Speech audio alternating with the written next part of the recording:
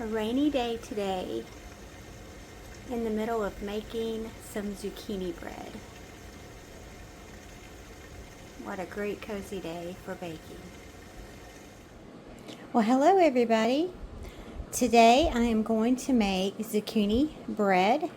I got the zucchini out of my garden and I'm going to make a video for y'all on how to make homemade zucchini bread. So let's get started.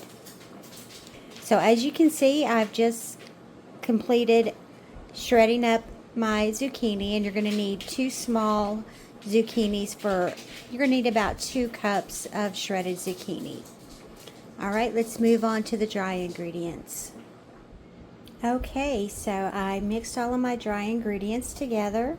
You've got 2 cups of flour, you've got a tablespoon of cinnamon, you've got 2 teaspoons of baking soda, half a teaspoon of salt, and we mixed that all together, and now we're going to do the wet ingredients. Let's move on next to that step.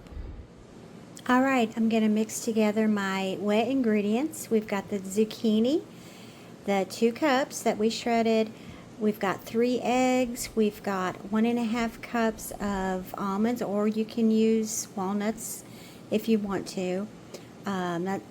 Those are pecans, not almonds. And we're going to go ahead and mix all of that together. And also I added, it calls for vegetable oil, but I'm using coconut oil, 3/4 of a cup. So I'm going to mix all of the wet ingredients together. Then we're going to combine the wet and the dry. We're going to combine those. Alright, I'll be right back.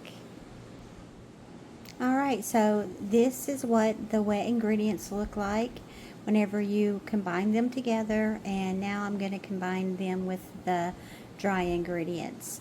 If you have a blender, you can use that, or a mixer to blend everything up, but I'm doing this all by hand because if by chance the grid were to go down, you're going to be doing everything by hand. So I'm trying to get in practice of doing everything by hand and not relying on so much of the electrical appliances that we have. So I'm going to go ahead and get this stuff mixed together. I'll be right back. Alright, I'm back and I've got everything mixed together.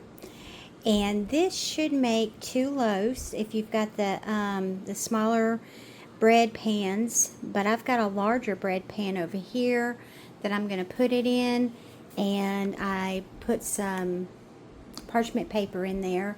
That way it'll be able to remove that bread whenever it's done a whole lot easier. So I'm going to go ahead and put this in the bread pan and get it started in the oven. I'll be right back.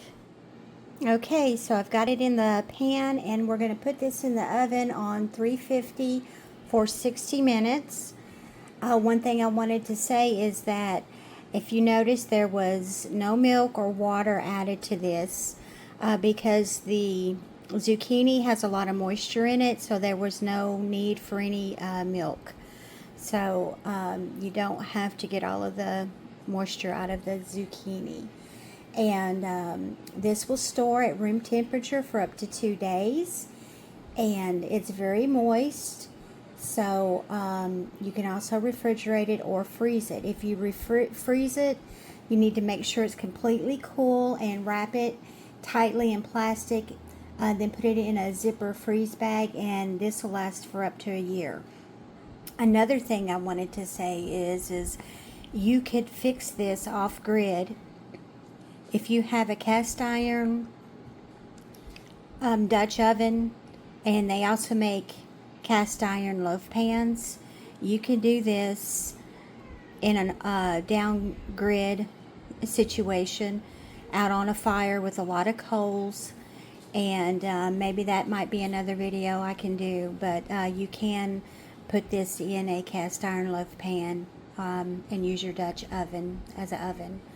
So just a few tips, and hopefully you'll find this helpful. Make sure to give us a thumbs up, a like, and share. And make sure you subscribe and bang the notification bell for any and all new videos that will be uploaded. So let's put this thing in the oven and let's see how it turns out. All right, I'll see you in an hour. Well, there you go, the final product. Didn't it turn out just beautiful? I think so. I wanted to say that I used coconut sugar instead of regular sugar, so that's probably why it has the dark tint to it. So it turned out so good. I'm so pleased. Now let's give it a taste.